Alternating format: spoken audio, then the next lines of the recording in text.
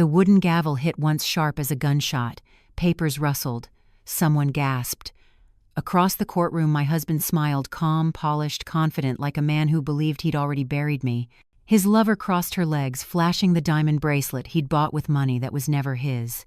My name is Delilah Monroe. I'm 37 years old, and after 8 years of marriage, I found out my husband was cheating and laundering millions to erase me from his life. But what they didn't know was, before I continue, tell me where you're watching from, and hit like and subscribe if you've ever been betrayed by family. Because betrayal isn't always loud, it's the quiet kind that drains you one bank statement, one lie, one dinner smile at a time. This story isn't just about losing love. It's about reclaiming power one piece of evidence at a time.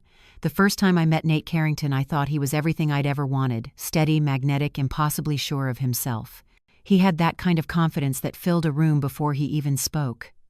We met at a charity event for an arts foundation. I was handling PR for the sponsor. He was the keynote speaker talking about revitalizing forgotten architecture. His words were sharp, his smile easy, and when he looked at me from across the cocktail bar, I felt seen in a way I hadn't in years. He was the kind of man who made promises sound like facts. You shouldn't have to hustle like this forever, he told me one night, over dinner at Gramercy Tavern, candlelight flickering between us. You're too brilliant to be chasing clients and invoices. I laughed, said, I loved my work pitching stories, managing crises, navigating egos. But Nate just reached across the table and touched my wrist. One day, he said, I'll make sure you never have to worry about another deadline again. I didn't know it then, but that was the first thread he ever pulled. 2 years later, I was no longer Delilah Monroe PR manager. I was Mrs. Nathaniel Carrington, the picture of a polished Manhattan wife. I quit my job after our wedding, convinced by his gentle persistence that a calm home was the foundation of his success.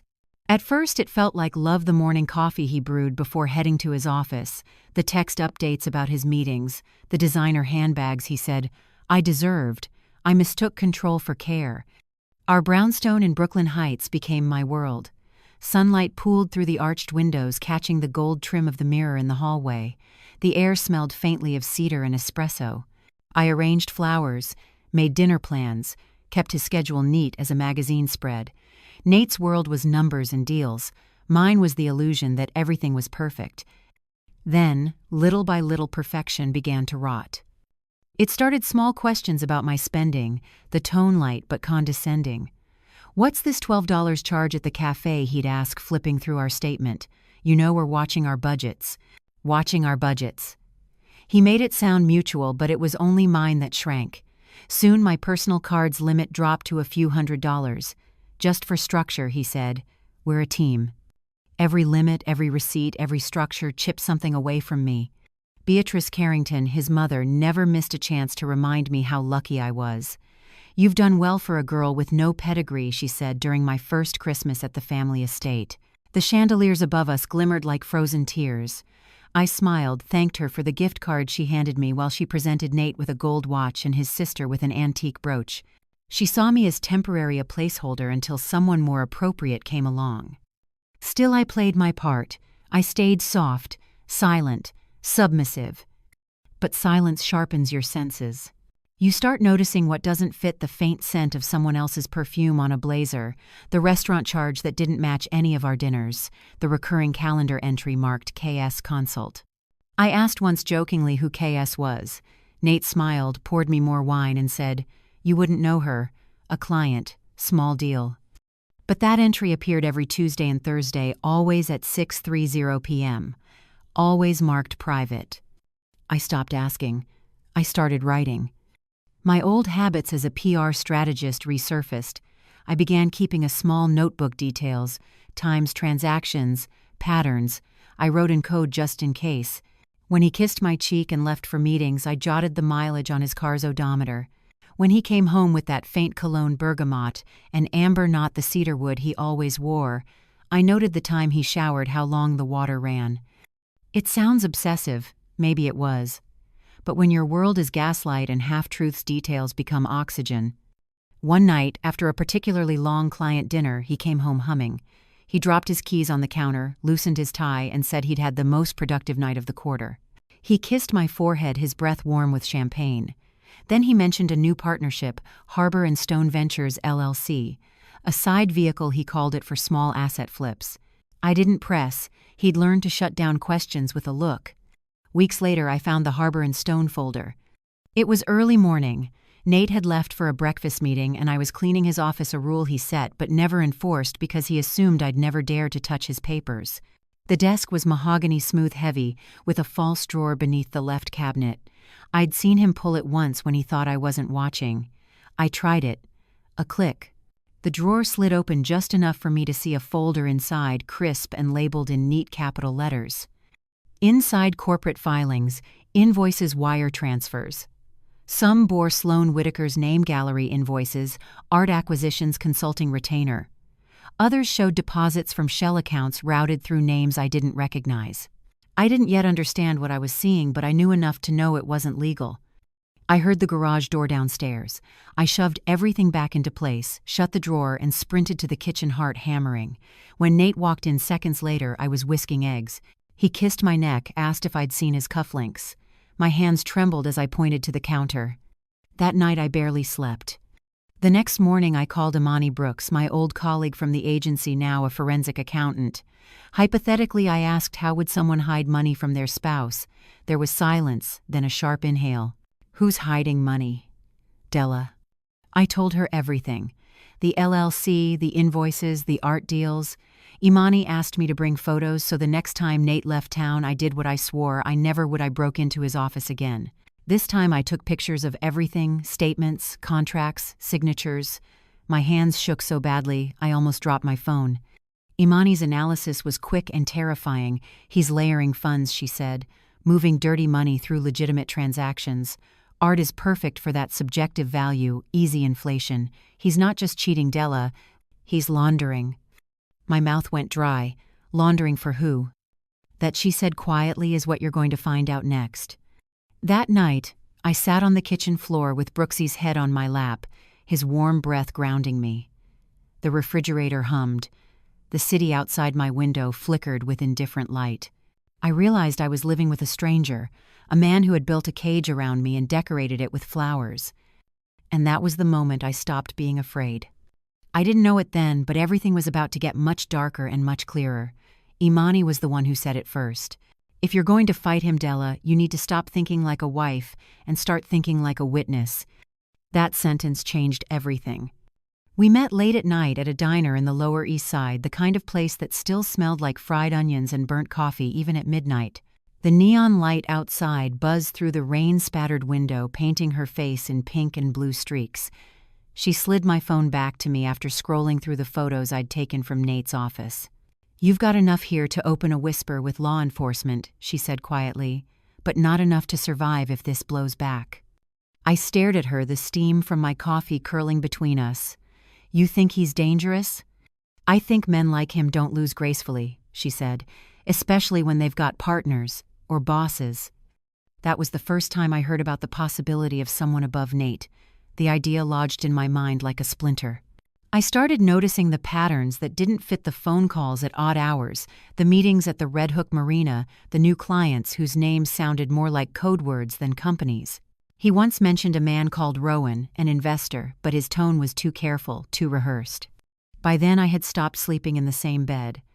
I told him I had insomnia, that I worked better from the guest room. He accepted it easily, too easily.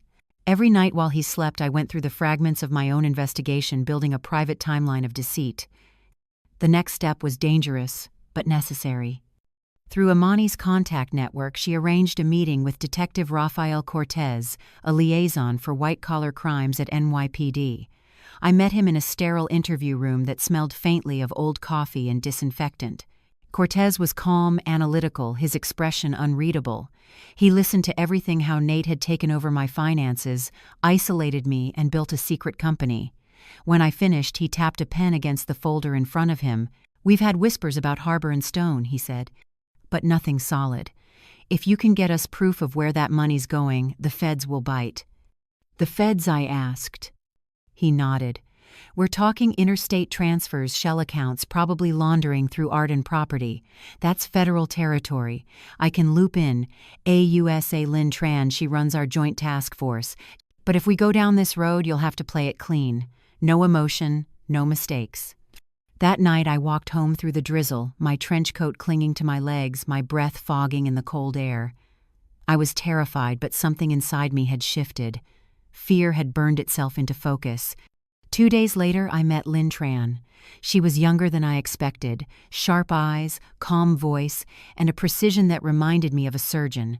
She explained the cooperation agreement in crisp legal terms. "You'll operate as a confidential informant," she said. "You'll collect digital and audio evidence under our supervision. Everything you do will be logged. In return, we'll grant immunity for any incidental exposure and protect your financial share of legitimate assets." Her tone was matter-of-fact, but the weight of it made my pulse pound. I signed. My hand barely trembled. The next week was a blur of training. Cortez taught me how to use a pen with a hidden mic. Lynn's paralegal Avery Kim showed me how to clone Nate's WhatsApp messages with a mirrored app. Imani set up a spreadsheet that mapped out every suspicious transfer. Each night I came home and smiled like nothing had changed. Nate would ask, "Rough day?" And I'd say, "Just errands." But inside I was documenting everything. I recorded conversations in his car, him bragging about flipping art faster than tax returns. I photographed invoices showing consulting fees to Sloane's gallery. I logged shipments labeled art storage that arrived at 1:13 a.m. and left empty. Patrick, our building manager, quietly handed me security footage showing crates moving under the cover of night. It was all falling into place. The scariest night came when I found the burner phone. Nate had started locking his main office, but he forgot about the locker at the Red Hook Marina. I followed him there one evening, my heart rattling in my chest as I crouched behind the row of boat sheds. He was on the phone, pacing by the water. "I told you, Rowan, it's handled," he hissed. "She won't see a dime. The prenup and the trust are airtight." A pause. Then his tone hardened. "Just make sure your people stay quiet." He left minutes later, slamming the car door. When he drove off, I crept to the locker he'd used, number 27. The padlock was cheap, and Imani had given me a tiny pick set just in case. My hands shook, but the latch clicked open. Inside, wrapped in a cloth, was a black flip phone and a receipt from a storage unit labeled Whitford Endowment. My pulse roared in my ears. I took photos, pocketed the phone, and re-locked the door. That night I sat on my bed staring at the device. Every instinct screamed at me not to turn it on, but curiosity won. When I flipped it open, the screen glowed blue and one saved voice memo appeared. The timestamp read 0217 a.m. I pressed play. Beatrice's voice filled the room. Cold, controlled. "If this deal falls apart, Nathaniel, the family fund will not cover your mess. But if you handle your wife quietly without scandal, we can revisit your allowance. We can't afford another embarrassment." I froze. My breath caught halfway between a gasp and a sob. His mother had been in it all along. The next day I handed the phone to Cortez. He listened in silence, then exhaled slowly. "This is gold. But it also means you're in danger. They're circling the wagons. We need to move fast." For weeks I lived in dual worlds. Daytime I was the calm, obedient wife, hosting dinners, smiling through Beatrice's barbs, pretending not to notice Sloane's perfume lingering on Nate's collar. Nighttime I was methodically uploading evidence to the task force server. Each file was a nail in the coffin of the man who thought he owned me. Then came the dinner from hell. Beatrice invited us and Sloane to the family townhouse, claiming it was for closure. The dining room glowed with gold light, the air thick with the scent of roasted duck and deceit. Halfway through the meal, Nate cleared his throat. "Della, we've been talking," he said, glancing at his mother and Sloane, "about simplifying things. There's a postnup we'd like you to sign, just to make sure you're protected, within reason." The document slid across the table toward me, my name printed neatly above a dotted line. The terms were brutal: no claim to property, no share in harbor and stone, no future alimony. My throat burned. I pretended to tremble to crumble. I'll need time to read it," I whispered. "Of course," Nate said smoothly.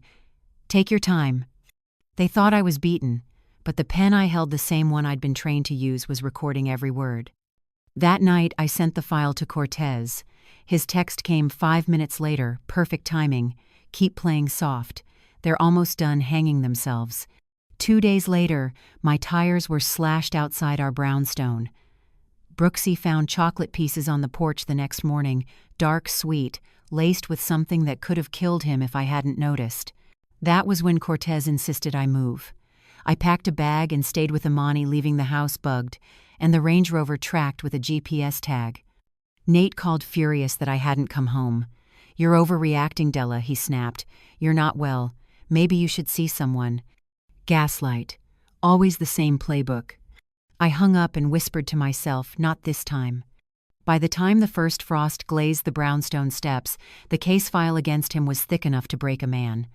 Lynn Tran sent me one final encrypted message, evidence confirmed. Operation ready. Court date Monday. Let him think he's won. I remember staring at the message, the glow of the screen reflecting in the kitchen window. Outside, the city shimmered like nothing was wrong. Inside, I finally felt steady. Everything was set. The courtroom would be the stage, and for the first time I wouldn't be the quiet wife in the corner.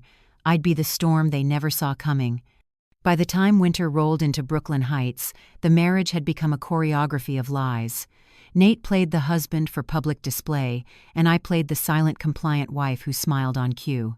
We lived in the same house, but every word between us was barbed wire. The smallest things became battles.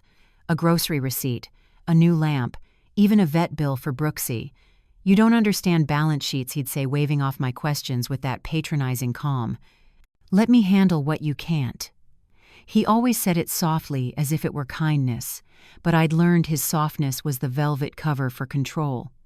Every time he dismissed me, I noted it time-tone phrasing in my leather notebook. Each entry was ammunition.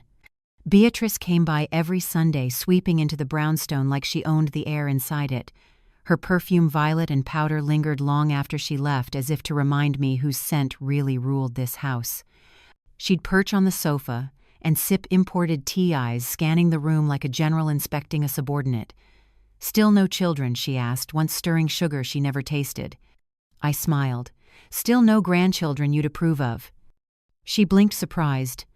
I think that was the first time she realized I wasn't playing along anymore. But she didn't back down. At dinner, she slid a crystal box toward me. Inside was a slim gold bracelet. "From the Carrington Family Trust," she said. "Wear it, it's discreet." I thanked her, even though I saw the engraving on the inside, BC. Her initials, a collar disguised as jewelry. Later, I'd learned that bracelet was purchased through the same trust Harbor and Stone used to funnel money. She'd handed me evidence and called it a gift. Meanwhile, Sloan was growing bolder. She started texting Nate openly, using art gallery jargon as code. Shipment arrived, canvas signed, really meant money cleared. I knew because every message mirrored to my cloned app. The more I watched, the more I understood she wasn't just his lover, she was his laundromat. One night, I followed her. She left the Soho gallery in a silver BMW hair, in a loose chignon, her lipstick the exact red of her wineglass. I tailed her to a private club in the Hamptons, the kind where the doormen wear earpieces and the parking lot smells of money and entitlement. She met a man outside, a thick-set guy with a Rolex and a scar along his jaw. They argued. He handed her a brown envelope and her smile dropped. When she turned, her hand shook as she lit a cigarette. That was the night I realized Sloan wasn't a villain, she was a pawn. Someone had leverage on her, and that meant I could use her too. At home, Nate was waiting. "Where were you?" he asked, voice deceptively calm. Imani's I lied. She needed help with tax filings. He tilted his head, studying me. "You've been distant lately. Is there something you're not telling me?" It took everything I had not to laugh. "I could ask you the same thing." The tension crackled between us. He stepped closer, smiling like he used to before a big deal closed. "Careful, sweetheart," he whispered. "Some questions don't need answers." That night I couldn't sleep. I watched him from the guest room window as he stood in his study on a late-night call. His reflection glowed against the glass, his mouth forming words I couldn't hear, but I could read his body language, confident, smug, certain of control. He thought he had me cornered. What he didn't know was that I'd already submitted the first drop of evidence through Cortez's encrypted server that afternoon. Bank transfers, voice memos, metadata, all neatly organized. Every move he made now was being watched by someone who wasn't me. But even predators sense when something shifts in the air. Over the next week, I noticed things small, unsettling things. My car tires flattened twice in 3 days. My email password stopped working. A delivery man dropped off a parcel I hadn't ordered, a box of chocolates addressed to me with no return label. I threw them out immediately. That night I called Cortez. "They're tightening around you," he said. "Stay alert, but don't break character. We're closer than you think." I stared at my reflection in the kitchen window, my own face pale under the streetlight. Closer to what? He hesitated. "To the fall. Just hold your ground." The next morning, Beatrice showed up again. She brought pastries and the faint smell of triumph. "I heard Nathaniel's meeting with a new counsel," she said, casually sipping her tea. "He's preparing adjustments to your marital agreement." I smiled, calm as ever. "Good. I was worried he'd forgotten to bury me properly." Her eyes flickered. "Careful, Delilah. You're not as untouchable as you think." She stood to leave, smoothing her gloves, but paused at the door. "Some women survive by charm, others by silence. You do well to remember which kind you are." The door clicked shut behind her. I stood there, heart pounding every word, replaying like static in my mind. Silence. That used to be my weapon, but now it was theirs and I was done letting them use it. That night I added another entry to my notebook, underlined twice. Silence is for them, proof is for me. I didn't know it then, but the storm was less than a week away. By Friday, everything felt wrong. The air in the brownstone carried a strange stillness, the kind that happens before a storm. Even Brooksy sensed it. He paced the floor, whining at shadows, ears twitching toward the office where Nate had been locked away for hours. I was in the kitchen making tea when I heard him on the phone. His voice was low, sharp. "No, she doesn't suspect a thing," he said. "Monday's the hearing. Once it's signed, she's done. I'll move the rest through harbor, before they even realize." My hand froze midair, the kettle whistling like an alarm I couldn't shut off. Monday. So that was it, the date he'd chosen to bury me. That night he came upstairs wearing his practiced charm. "Beatrice is stopping by tomorrow," he said, loosening his tie. "She wants to discuss family logistics. You should be there." Family logistics. The phrase made my stomach twist. When Saturday came, the three of them sat in the living room, the holy trinity of betrayal. Nate lounged in his armchair, whiskey in hand. Beatrice sat upright, pearls gleaming like tiny threats around her neck. And Sloane, somehow invited this time, perched on the edge of the couch, her phone face down on the coffee table like a guilty conscience. Beatrice spoke first. "Delilah," she said, voice smooth as satin, "this family has a reputation to protect. The Carrington name means something in Manhattan. We can't have our private affairs turned into spectacle." I folded my hands neatly in my lap. "Spectacle." She smiled thinly. "The divorce, dear. We'd prefer it. Civilized. Quiet. You'll receive an allowance and a small apartment, something modest, respectable. Of course you'll sign the non-disclosure clause." Sloane shifted in her seat, eyes flicking between us. I caught her wrist trembling slightly before she reached for her glass. Nate leaned forward, elbows on knees. "It's generous, Della. You could live comfortably if you don't make things messy." The word messy hung in the air like a blade. I stared at him for a long moment, the way one might study a stranger who happens to wear a familiar face. Then I smiled. Of course. I'd hate to make a mess. They all relaxed just a fraction. But that was enough. I reached into my purse and clicked the pen once. The audio recorder inside came to life, catching every word that followed. Beatrice continued, her tone now brisk. "We'll have your signature before Monday's hearing. Once it's done, you'll disappear gracefully. No contact, no drama." Sloane's phone buzzed on the table. She flinched. Beatrice's gaze sliced toward her. "If you have somewhere to be, Miss Whitaker, by all means." Sloane forced a smile, muttered something about a client, and excused herself. But not before I caught the brief text flash on her screen, 75 Kelvins due by Sunday. Rowan waiting. Her hands were shaking when she grabbed her bag. That single glimpse told me everything. The art dealer with flawless poise was on borrowed time and borrowed money. After they left, the brownstone felt heavier. Nate poured himself another drink, the ice clinking like small explosions. "You're awfully quiet," he said, not looking at me. "I'm just thinking," I replied. "About what?" "How strange it is," I said softly, "to be erased while you're still alive." He chuckled. "Drama suits you, sweetheart. Maybe you should have stayed in PR. I smiled. Maybe I did. When he went to bed, I called Imani from the guest bathroom, whispering into the receiver. They're forcing an NDA and cutting me off Monday, I said. Then Monday's perfect, she replied. The DA's ready. They'll move as soon as the judge reads the evidence. You just have to show up. I hung up, staring at my reflection in the mirror. My eyes looked different now, sharper, colder, alive. Sunday morning brought frost to the window panes and a chill that crawled under my skin. Nate left early, saying he had church with investors. I watched his car pull away, then slipped on gloves and went into his office one last time.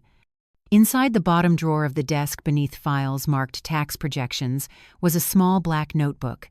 I opened it to find handwritten notes, dates, dollar amounts, initials. At the top of one page, W.E. Transfers confirm Beatrice approval. Whitford Endowment. The fake foundation used to launder art proceeds. Beatrice had signed off on every transfer. My hands trembled, but not from fear. From victory. I photographed every page, zipped the notebook shut, and placed it exactly where I'd found it. That afternoon I took Brooksy for a walk through Cadman Plaza Park. The wind bit at my cheeks, the city lights already glowing through the gray. People hurried past, couples, joggers, families. All of them living ordinary lives. I wondered if they'd ever suspect how many secrets the brownstones around them held. When I got home, the mail waited on the steps. A single envelope lay on top, no return address. Inside was a typed message on crisp paper: "You're getting close. Stop now or you won't like what's next." I stared at the words, heart pounding. Someone, maybe Rowan, knew. But instead of fear, I felt a strange calm. If they wanted me afraid, they were too late. That night I packed my final bag. One outfit for court, one for freedom. I kissed Brooksy on the head and whispered, "One more day, boy. Just one more." At 1:47 p.m., my phone vibrated. A message from Sloan. "Sloan, they're turning on me.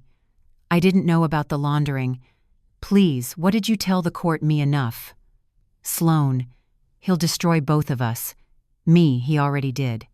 I powered off my phone and looked out the window. The city below shimmered with cold light, indifferent to everything about to break loose. I thought of all the times I'd been told to stay quiet, to be grateful, to not make a mess. Tomorrow I would make the biggest mess of all, and it would be televised in a courtroom. The morning of the hearing smelled like snow and burnt coffee. Brooklyn was gray and brittle, the kind of day that felt suspended between seasons and between lives. I stood outside the courthouse, the collar of my camel trench coat turned up, a folder tucked tight under my arm. Inside every piece of my double life waited the recordings, the photos, the paper trail that could end a dynasty. When I walked into the courtroom, it felt like stepping into a stage play I'd already memorized. The judge's bench gleamed under fluorescent light. The air was dry, recycled sharp with anticipation. Nate sat at the plaintiff's table in a charcoal suit, every detail immaculate, tie-pin cufflinks posture. Beatrice was behind him in the front row, hands folded around a silk handkerchief like she was attending a piano recital. And beside her, Sloan, pale and hollow-eyed, pretending to look confident. My lawyer, an appointed counsel named Reed Morton, leaned toward me and whispered, "They've got a show prepared. Stay calm." "Calm," I said. "That's my specialty." The gavel struck once. Judge Miriam O'Keefe, severe and silver-haired, looked over her glasses. "Carrington v. Carrington," she said. "Let's proceed." Nate's attorney rose first, smooth as a TV anchor. "Your Honor, my client has been the sole provider in this marriage for 8 years. Mrs. Carrington has neither employment nor contribution. She's requesting an unreasonable share of assets belonging solely to my client and his companies." It was the same script I'd expected, every word designed to make me sound lazy, dependent, irrelevant. Then came Beatrice's testimony. Her voice was syrup over ice. Delilah was spirited, she said, choosing the word like it was a stain, but never disciplined. Nathaniel gave her every opportunity to adapt to our family's expectations. She simply lacked refinement. I kept my expression still, but my nails bit into my palms. Every syllable was a knife disguised as etiquette. Sloan was next. She looked fragile, her foundation cracking under the overhead light. "I've known Nathaniel professionally for 2 years," she said, eyes flicking toward me, "and I've only ever known him to be generous and ethical." The lie hung heavy in the air. Even the court reporter paused as if unsure whether to type it. Finally, it was my turn. I took the stand, adjusted the microphone, and felt the entire room lean in. Nate smiled faintly, the smile of a man watching a losing player bluff. "My name is Delilah Monroe Carrington," I began. My voice sounded steadier than I felt. "I married Nathaniel 8 years ago. For most of that time I believed he was my partner, but I learned I was just another asset, something to manage, not love." The judge nodded. "Proceed, Mrs. Carrington." I described the financial control, the cards revoked, the accounts closed, the excuses wrapped in affection. I painted the picture of a woman carefully erased over years. And then I paused.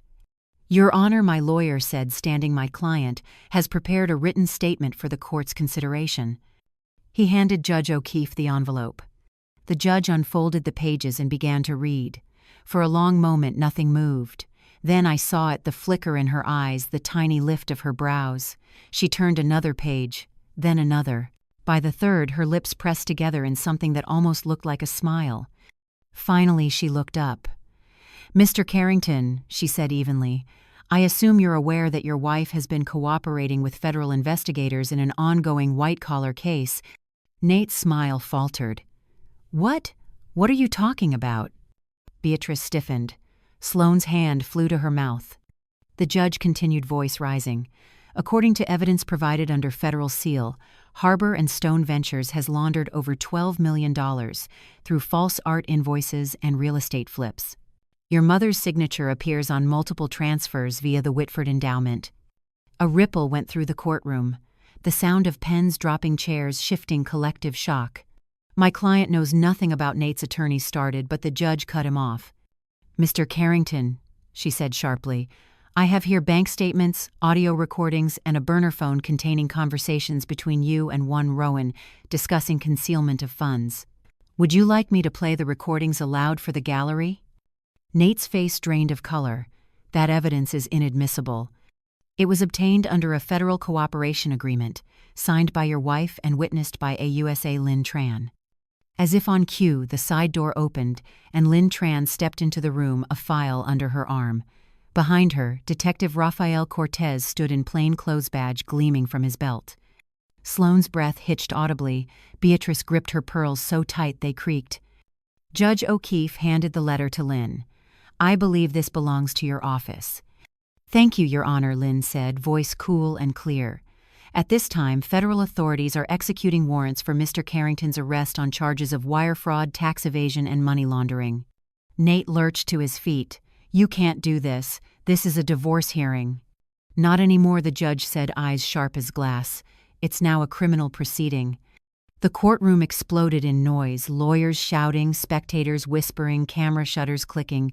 Through it all, I sat perfectly still, my hands folded in my lap, just like the good wife he'd trained me to be. Beatrice turned toward me, her voice trembling for the first time. "You'll ruin us," she hissed. I looked at her and said softly, "No, Beatrice, you did that yourselves." Sloane was crying now, mascara streaking down her cheeks. "Nate," she whispered, "tell them it's not true. Please." He didn't answer. 2 officers stepped forward, cuffing him where he stood. The metallic click of handcuffs echoed through the room like punctuation. He turned to me, eyes blazing. "You have no idea what you've done." I met his gaze. "I know exactly what I've done. I told the truth." The officers led him out, his perfect composure cracking for the first time. Beatrice stood frozen, staring at the space he'd left behind, her world collapsing without a sound. Judge O'Keefe rapped her gavel once. "This court is adjourned. Mrs. Carrington, your cooperation will be noted in the federal record. You may reclaim all assets verified as untainted."